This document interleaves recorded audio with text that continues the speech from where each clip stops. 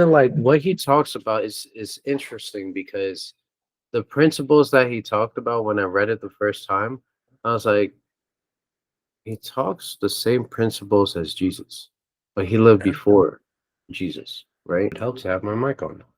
How's it going? Good, good. How are you, my friend? Feels like we haven't seen each other in so long. I It's been know it's fun. been like ages. How's it going with you today? What you been up to? Let's see. I woke up maybe like an hour ago. I was up until 4:45, 5 a.m., something like that. Just schooling away. Yeah, that's about the same time that I went to bed too. Yeah, yeah, I love it. I love It's it. And you're Pacific Coast time, yeah? Central. Oh, Central. Okay, okay, okay. You're Nice. East. No, I think I'm also Central. Is it 2 o'clock where you are right now?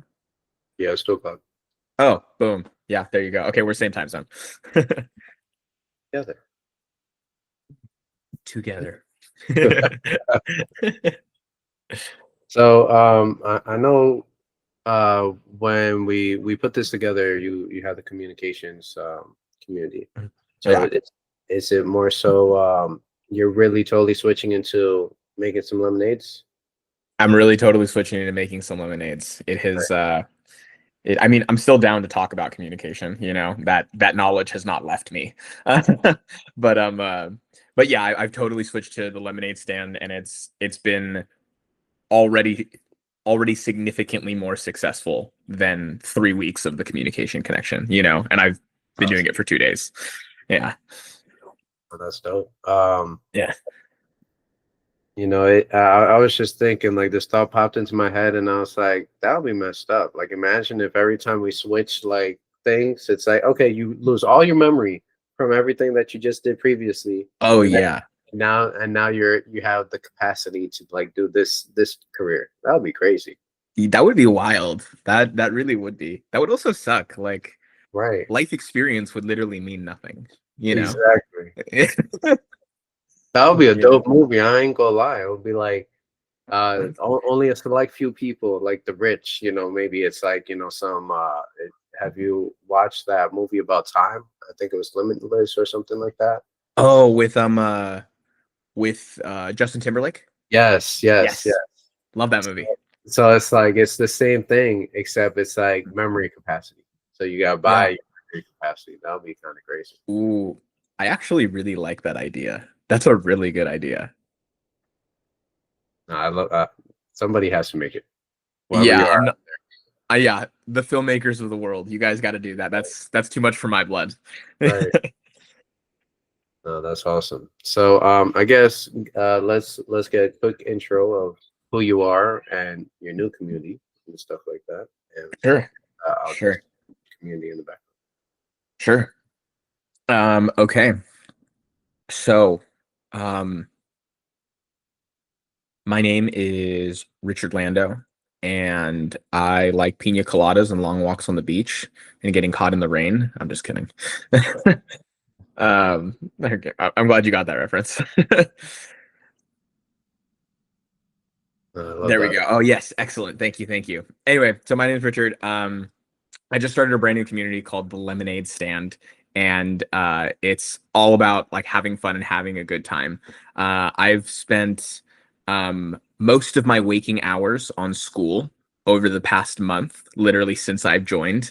If I'm not at my day job, then I'm on school. And what I noticed about communities is that the best and fastest growing, and even also like the most fun communities, are the ones that are so focused on the actual community aspect, people talking to each other, people making friends, people laughing, making jokes, all that thing. So basically a party on the internet, right? So I wanted to take the best of the communities that I've loved being a part of and put it into one community. And that's where the lemonade stand comes in. As you can see, every day is a party here at the lemonade stand. And we all talk to each other. We all crack jokes.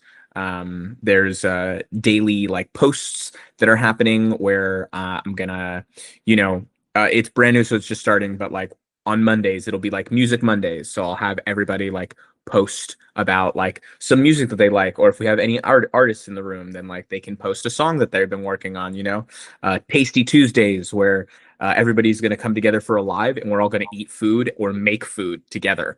And we're all going to do that while enjoying lemonade. The classroom is very, concise. The classroom literally just consists of here's how you get started and to make a post, a free lemonade, which is adorable. If you want, you're totally welcome to show the lemonade. There's you get a cute little lemonade as soon as you join. Happy Lemonade is the one. Yeah, there you go. And boom, look at that free lemonade. So adorable. And and then of course once you hit level 3 in the lemonade stand, then you get access to a super secret lemonade recipe that you can make at home. And you will be encouraged to post a picture of you making that lemonade. And we can't give away the secret unless you come into the community, the community does protect that super secret recipe with their heart and bones. So yeah, that's basically the community. It is a party happening at a virtual lemonade stand every single day. And it's a lot of fun. And it's literally $1 a month. It is the most chill group you will ever find on school.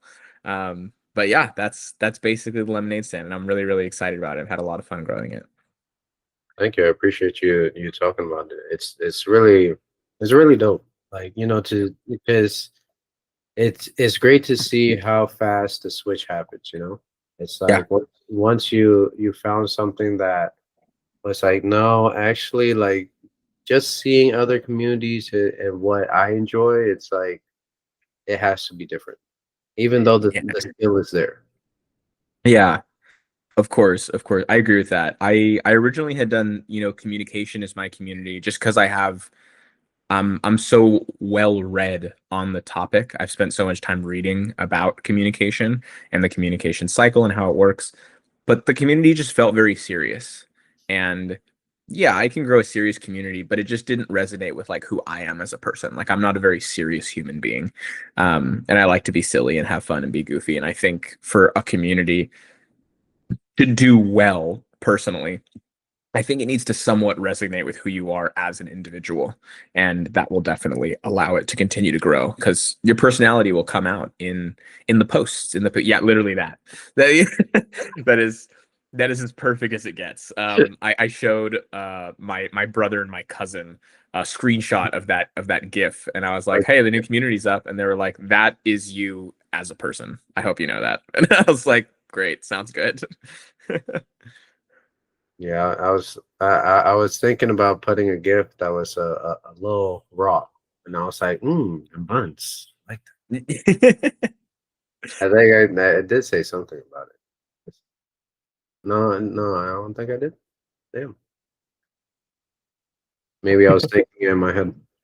But no, it's hilarious, and it's like, that's the whole thing is the culture of the community, right? That's the Yeah, main part of everything. And so it's if the culture is not there, then it'll be just a sucky ride. And it's right. like you gotta kind of like play this character this whole time, if you Yeah. will. And so it's tough to do that for years, let alone like days. It's crazy. Yeah, agreed. Agreed. Yeah, this is something that's much more sustainable for my personality. Sure.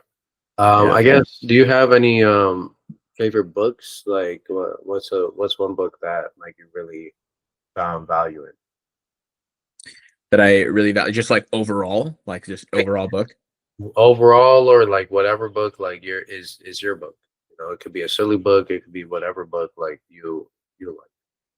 Oh, any book at all doesn't have to be self-improvement, right? Doesn't have to be. Okay. Unfortunately, if you look at my shelf right here, it's just nothing but self improvement. Like, Love it. Love it. I do love me some self-improvement books, but I have like a whole bookshelf here of just fiction books because I like getting lost in stories. Um, okay. There is a book. It's probably one of my favorites of all time. Um, it's called The Reappearance of Rachel Price, and it's by Holly Jackson. And if you like mysteries, This is like a very good intro into the mystery genre. Um, this is basically like a synopsis of the book without ruining anything. So there's a girl, our main character, her name is Bells, um, and she goes out with her mother when she's like 2 years old, and her mother, who's named Rachel, just like disappears. She's Right. found by a local community member in the car with the heater still on. She's there as a baby, and the mother's just gone. There's no sign of struggle. There's no sign of like foul play. Like just disappeared. Nothing. Like she's not on any security camera. She's just gone. Um, flash forward 16 years. That's where like our story kind of starts. And she's like, yeah, my mom's been missing for 16 years.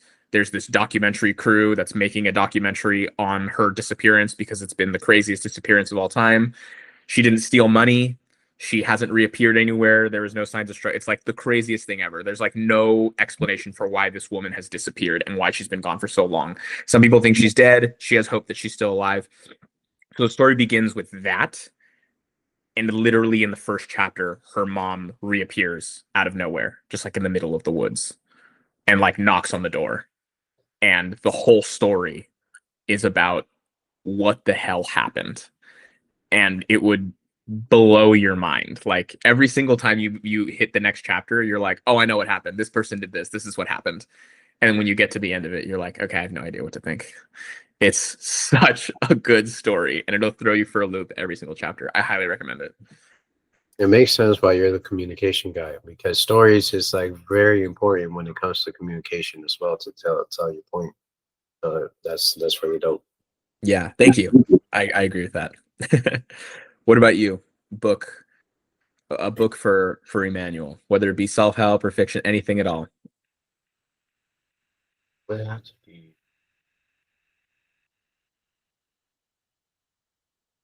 I think the one for me is probably this one, only because this is The Shortness of Life by Hmm. Seneca. Uh-huh. Life And is so life. Okay, nice. I like that. it's a tiny book. Like Yeah, it's the tiniest book. Like I have only one other tiny book like that, which is this one. It's nice. Frederick Nietzsche. Oh, Uh nice. Man alone with from Yeah. himself. But it's just Seneca. It's kind of like what he talks about is interesting, because the principles that he talked about when I read it the first time, I was like, he talks the same principles as Jesus, but he lived before Jesus, right? He's pre, Interesting. and so it's like the Stoic principles that Jesus talks about literally is what Seneca talks about, and I was like, that's very Hmm. interesting. And of course, there's more perspective with it that he gave over time as well in that book. But it's like I want to say 100 pages, maybe something like that. Yeah. 106 pages. So Wow. it's a really like quick. I want to say quick read, but at the same time, Right.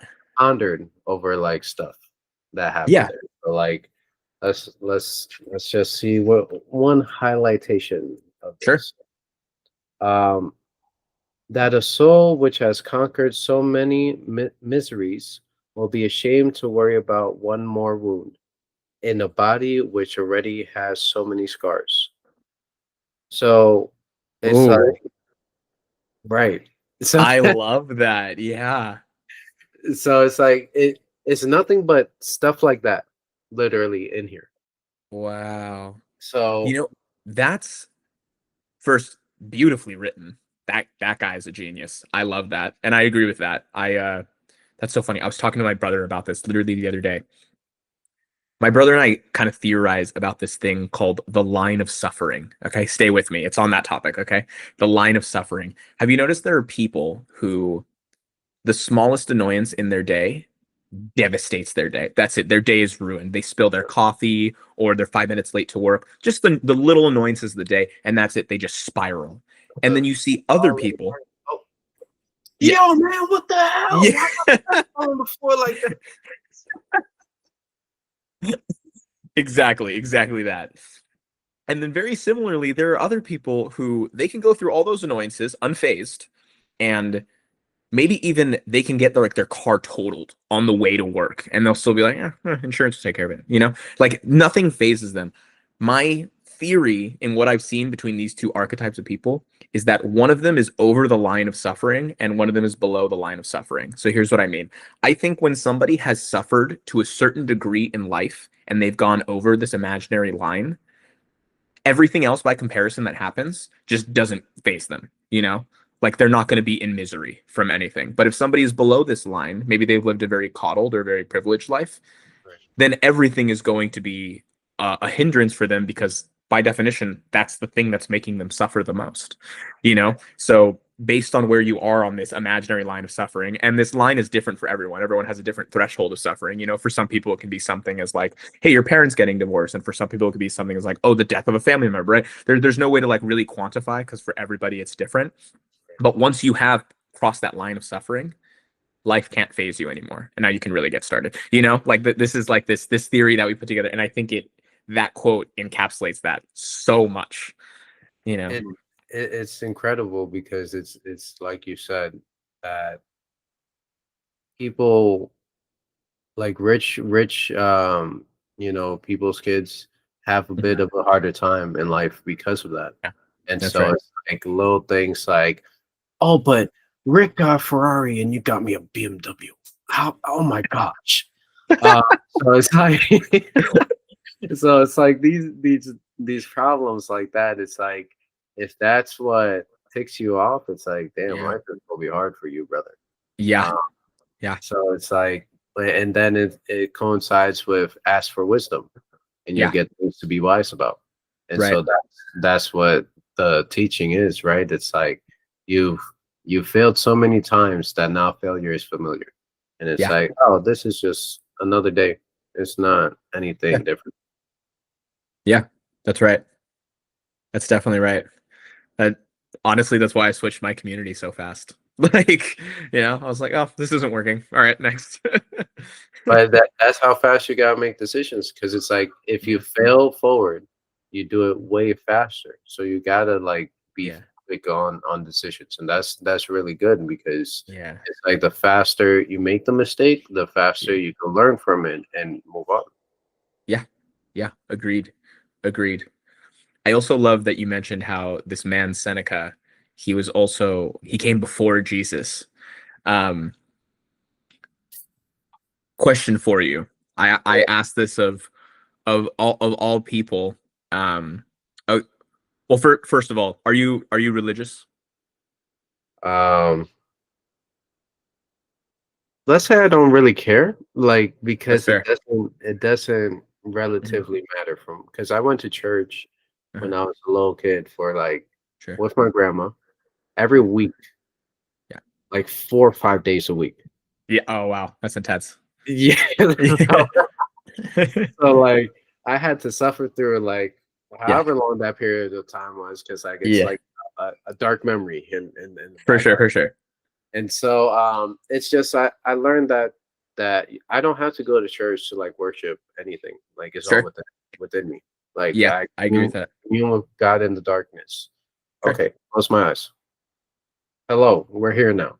Yeah. And so it's like everybody's saying God's temple is like outside, and it's like it's not outside of us. Right. Everybody's like saying external things are Right. the thing, but it's all within. Right. But go That's ahead. fair. No, Go no, no, ahead. you're good. You're good. No, I think that's totally fair. I agree with you wholeheartedly. I'm not particularly religious, but I think the study of religion helps us communicate better with people, helps us understand where people come from. Because some people's religion is so deeply ingrained in their entire being that Right. the only way you can really talk to them is within the confines of whatever they believe, right? So I think the study of religion as a whole, I think, is really, really important to be able to connect with people. But what I was trying to get at is, this man lived before Seneca, or I'm sorry, this man Seneca lived before Jesus. I ask this a lot of religious people, and I'm curious to know what you think. Did Jesus invent his teachings, or did he discover them and merely communicate them to people? I love this because Yeah. for me, it's like okay, let's think about he supposedly in the book he disappeared and then he reappeared when he was 33, right? Mhm. Um, But now, hear me out, Hmm. because I'm not 33 yet, right? Hmm. But I'm sure when I get there, the amount of skills I've learned throughout my life, from mechanic skills through Sure. business skills and all this stuff, Yeah, um, I I would be a wizard with my hands, if you will, for because it's sure. like every Yeah. time this guy just like tweaks things, he just looks at it and he just tweaks it and then it works. Like it's kind of like, because working on cars, I can build a whole house basically. Yeah. That's practically simple because it's measuring. It's Yeah. just like if the measurement's off, you screwed. Like in Yeah. any case, right? But so, all right, what about CPR? CPR Mhm. is one of these things that, you had to go to a guru to learn CPR. You Yeah. still kind of do now, but Yeah. it's more known, right? You could just like Mhm. any training really about medical training or anything like that, you could literally go and get that training right now, and it's not like something that it's probably in your city type of thing, right? Mhm. So he gained all these skills, right? Mhm. And so when he comes and it's like, oh, this man couldn't breathe, and then he comes and just does something, some Shigan healing or whatever. It's Mhm. like it was a skill that he obtained that not Yeah. many knew about, and then he applied that skill. Right? Yeah. Not many people, like back in those days, reading was very rare. So it's Sure. like now if you have the information of literature, it's like you're the wisest man around. Just one book. You read Yeah. one book and like you're crazy wise, right? So it's Yeah. like the the difference of being great, super great back in the day is not that high, if you will. And then but now at the same time, it's like he had even more skills than just Yeah. like a single realm, right? Just Yeah. one singular realm. And that's what made him so spectacular at the same time. Sure. And not really once, he didn't once really say that God was outside of him. He Yeah. said God is within him. That's He's true. with him all the time. But most people skew the information, and it's like, if he is the son of God, right? Hmm. And we are all God's children. Hmm. Well, wouldn't that mean that we're the same exact person like Jesus? That's Like we, correct. so it's like, but people don't want to take that fact. They want to Right. idolize Jesus as, he's the Right. high being, but Right. they're idolizing him more than God. Yeah. So in my head, I'm like, that's a false idol. Yeah. Yeah. I agree with that. I do. It also opens things up to unfortunate circumstances. And here's what I mean by that. Jesus himself also talked about how he was no different than any other man, you know. Yes, he was the son of God, but we're all the children of God, right? So by definition, all the same. Right. The thing that I thought was that I kind of made a correlation between when I was studying these religions was the fact that, okay, let's say everybody continues to put Jesus on the pedestal that they do, and that for proof of his return, he would need to be able to do things which are unexplainable to the rest of the people, like healing a blind man or like walking on water, right? Okay. Pin in that for a moment. Let's draw another example.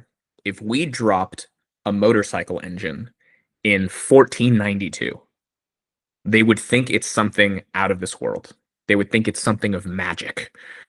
It's a piece of technology that is created with it. Yeah, exactly. Or we dropped a phone, like the exact same thing. Everything that is in the devices that we're using to talk to each other right now has existed on this planet for hundreds of thousands of years, but we only recently figured out how to put it together to make this, right? But if you drop it at a different point in time, now it becomes magic.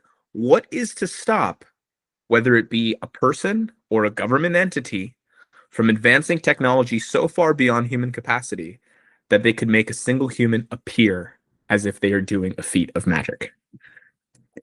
And then what can you do with that? You can control the way people think. You can fake the second coming of Christ. Like, do you see what I'm getting at? Obviously, this is like a very far off example. But hold on, just to add on to that, it's like Paul and Saul are the same people in the Bible. They're two of the same person. So Uh-huh. Saul was the one pillaging and killing everybody, and then Okay. Paul is the same, right? Yeah. Yeah. And so Paul is the one who wrote the Bible. Right. And so in my head, I'm like, okay, if I'm the devil, hear me out. If Hmm. I'm the devil, I would have the one killing the Christians, Uh-huh. right the whole Bible and then make everybody worship the wrong idol Yeah. the whole time. Right. Just tweak that one piece of information, not Right. everything else, just that one piece of information and switch it Yeah. out to be Jesus. Yeah. So now everybody's worshiping Jesus Right. instead of worshiping God. That's right. So then now I have a bunch of people Yeah. that are basically like picking up a timer and being like, oh, holy timer, tell me the time of